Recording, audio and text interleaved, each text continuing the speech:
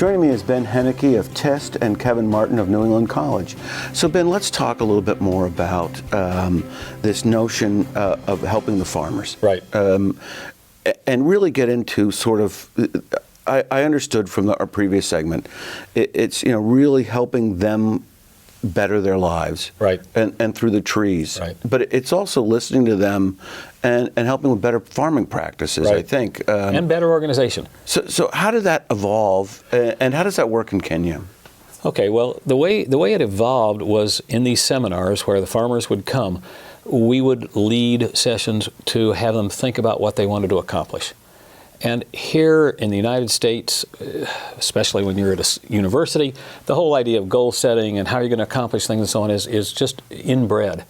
But in fact, where we were, the language, Kiswahili, had no word for the future.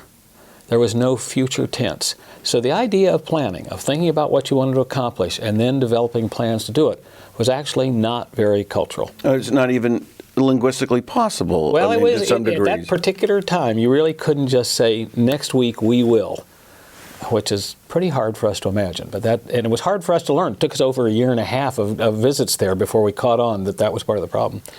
But what happened is that in talking about what they really wanted to accomplish, we then learned ways to help them make plans, and then they would go out and do things, and we'd come back and measure what they accomplished. And all that TIST is, even today, 16 years later, 75,000 farmers later, is that they, in their various areas, figure out the kind of things that are most important to them, and then we measure the results, particularly in the trees, but also in stoves, or in water filters, or in conservation farming, which is a really great way to improve yields, in health measures, just paying attention to their requests and then helping them accomplish them. We don't have the money to pay for all the things they like to do. They have to create the value by doing the work themselves. And so, Kevin, did you see that? I mean, to what degree did you see that when you and your students, when they were in Kenya? Well, what the students got to see when they would go and they would visit villages with the TIST farmers is they could see farms side by side. So a farm that had done conservation farming and a farm that did not. Mm-hmm. And on the farms that had done conservation farming, say they dug their little hole and they planted their maize, you would actually see this 6-inch shoot of maize coming up out of the ground versus the farm next door that did not have that. So it was powerful for the students to see that educational component that TIST offered, it had enormous value for the farmer.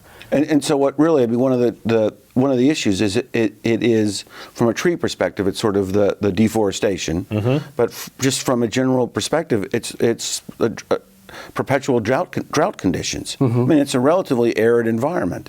One of the things that I picked up was that they had like 3 seasons: short rains, long rains, and hot. And no rains. No rains. That's right. And so it's really dealing, I mean, all this conservation farming that, from my vantage point, dealt with preservation of water. Mm-hmm. It did, but it also, by concentrating the nutrients on the crop instead of on the weeds around it, yields. Meant that you ended up doubling yields, quadrupling yields. And so it meant that for the same small plot, someone could end up with enough food for the family and maybe surplus to sell.